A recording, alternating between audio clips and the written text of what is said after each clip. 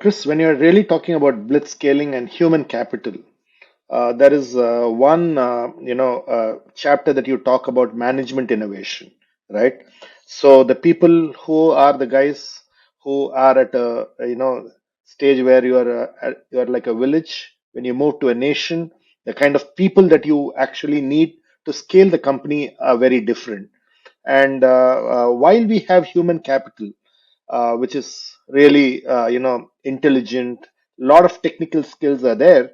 One of the challenges is the fear of failure. One of the challenges is really ambition. One of the challenges that I see is, how do I really, do I go to a sexy company and do that job and earn money versus, let me kind of take up something very innovative. And if you want the next Microsoft or a Google to come out of India, you need a different mindset.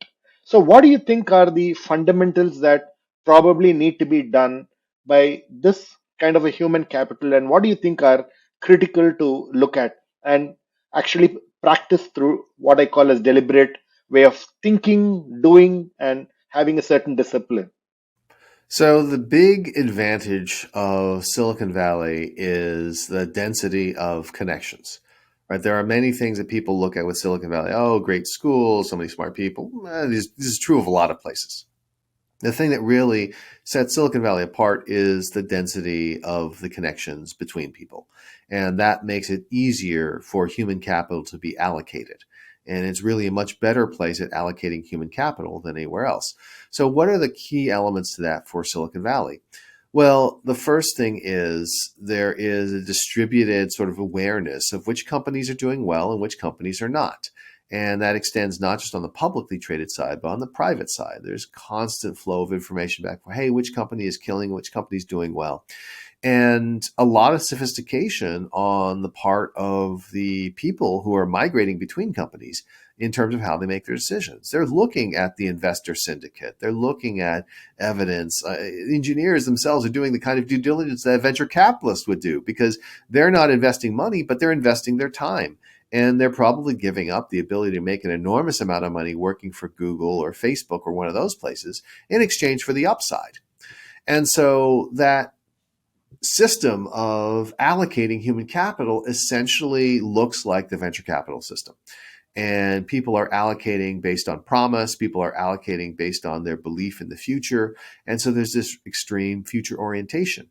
And the other side of the venture capital mindset is also the willingness to understand that failure is the default outcome.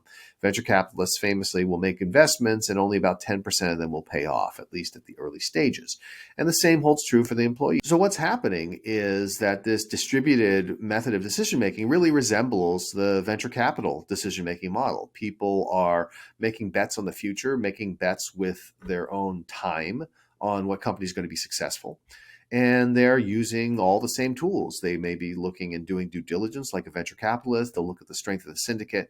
And all of these things help human capital to be allocated to the highest possible uses, at least from an economic standpoint. There can be a broad debate over whether or not we are allocating too many of our brightest minds to developing consumer software, for example, versus basic research and building flying cars. This is a common lament that goes on. But the fact is that these are economically rational decisions that are being undertaken by a distributed network of people. So that mindset of looking for opportunity also means embracing the fact that most investments don't work out. 90% of venture capital investments fail. And when you are an individual employee investing in a company by choosing to spend your time there, many of the times it's going to fail as well. And the secret is not in being so loyal that I'm going to go down with the ship. The secret is in saying, when this does not look like it's going to work, I'm going to honorably try to find the next opportunity. And it doesn't mean leaving founders in the lurch or abandoning people, just suddenly showing up one day and saying, hey, I'm gone. But it does mean saying, hey, I don't think this is going to work out. I'm going to start looking. Let's figure this out.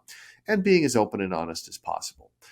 So I think that the mindset is going to develop in India. I think that there is a very sophisticated venture capital industry. I think people are becoming more aware of venture capital, and certainly here in the United States, people were not as aware of venture capital and its dynamics 20 to 30 years ago. So I think that there is an education process. But thanks to the internet, that education process takes place faster than ever before. And hopefully this mindset will spread because it is a better mindset for allocating human capital.